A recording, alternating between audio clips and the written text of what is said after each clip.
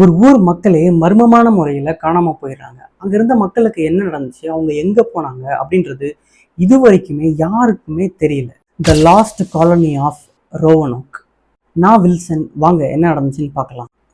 1587 John white அப்படின்றவருடைய தலைமையில் 115 120 பேர் கொண்ட ஒரு குழு இங்கிலாந்துலேருந்து கிளம்பி ரோவனோக் அப்படின்ற ஒரு ஐலாண்டுக்கு காலனைஸ் பண்ணுறதுக்காக போகிறாங்க. அப்படி காலனைஸ் பண்ண போனால் அவங்க அந்த இடத்த ரெடி பண்ணி மக்கள் வாழ்கிறதுக்கு தேவையான எல்லாத்தையும் ரெடி பண்ணிட்டு இருக்கும்போது அங்கே ஏற்கனவே ஒரு ட்ரைபை சார்ந்த மக்கள் இருக்கிறாங்க. அவங்களுக்கும் இவங்களுக்கும் ஒரு கான்ஃப்ளிக்டாகவே போய்கிட்டு இருக்கு.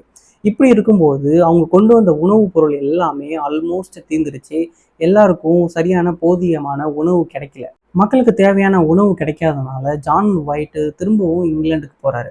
போயிட்டு அங்கேருந்து ஃபுட் சப்ளை கொண்டு வரலாம், ஒரு சில மாதத்தில் திரும்பி வந்துடலாம் அப்படின்னு நினச்சிட்டு போகிற அவரால் திரும்பி வரவே முடியல. ஏன்னா ஆங்கிலோ ஸ்பானிஷ் வார் போய்கிட்டு இருந்துச்சு. ஆல்மோஸ்ட் 3 இயர்ஸ்க்கு அப்புறம் 1589 ஜான் ஒயிட் திரும்பவும் ரோவனோக் ஐலாண்டுக்கு வரும்போது அங்கே யாருமே இல்லை. அங்கே இருந்த மக்கள் எல்லாருமே எங்கே போனாங்க அப்படின்றது அவருக்கு தெரியல. அங்கே எதுவும் போர் நடந்துச்சா, இல்லை மக்கள் எல்லாரும் பசியால் இறந்துட்டாங்களா, எதுவுமே இல்லை. கடைசியில் அவருக்கு கிடைச்ச ஒரே ஒரு குழு என்ன அப்படின்னா, ஒரு மரத்தில் எழுதப்பட்டிருந்த ஒரு வார்த்தை, குரோட்டான். அந்த வார்த்தைக்கு அர்த்தம் என்ன அப்படின்னு பின்னாடி இன்வெஸ்டிகேட் பண்ணி பார்க்கும்போது அது ஒரு ட்ரைபை சார்ந்த மக்களை குறிக்கிறதா சொல்கிறாங்க. இப்போ ரோவனோக் ஐலாண்டில் இருந்த மக்களுக்கு என்ன ஆச்சு, அவங்க எல்லாரும் எங்கே போனாங்க அப்படின்னு இன்வெஸ்டிகேட் பண்ணி பார்த்ததில்ல ஒவ்வொருத்தரும் ஒவ்வொரு தேரியில் வராங்க. ஒருவேளை மக்கள் எல்லாரும் அங்கே இருந்த ட்ரைபு மக்களோட சேர்ந்து அவங்க கூடயே போயிருக்கலாம் அப்படின்னு சொல்கிறாங்க.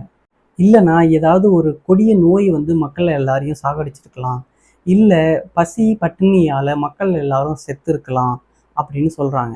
அப்படி மக்கள் ஒருவேளை அங்கே இறந்துருந்தாங்கன்னா அவங்களுடைய எலும்பு கூடாது கிடைச்சிருக்கும். அப்படி எதுவுமே கிடைக்கல. சரியான உணவு கிடைக்காதனால மக்கள் எல்லாரும் மறுபடியும் இங்கிலாந்துக்கே செயில் பேக் பண்ணியிருக்கலாம். அப்படி திருப்பி அவங்க இங்கிலாந்துக்கு வந்துட்டு இருக்கும்போது கடல் சீற்றம் ஏதாவது ஏற்பட்டு மக்கள் கடல்லே காணாமல் போயிருக்கலாம் அப்படின்னு சொல்கிறாங்க. ஆனால் ரோவனோக் ஐலாண்டில் இருந்த மக்களுக்கு இதுதான் நடந்துச்சு அப்படின்னு இது வரைக்கும் ஆதாரப்பூர்வமாகவோ இல்லை அதிகாரப்பூர்வமாகவோ எந்த அறிவிப்பும் இது வரைக்கும் இல்லை. The lost colony of Roanoke is still a mystery. இது மாதிரியான ஹிஸ்டாரிக்கல் மிஸ்ட்ரி இல்லை ஃபேக்ட்ஸ் உங்களுக்கு ரொம்ப பிடிக்கும் அப்படின்னா இந்த சேனலை சப்ஸ்கிரைப் பண்ணி வச்சுக்கோங்க, பெல் ஐக்கனையும் தட்டி வச்சுக்கோங்க. சீக்கிரம் அடுத்த வீடியோவில் உங்களை பார்க்குறேன். டில் தென் பாய் ஃப்ரம் வில்சன். டாடா.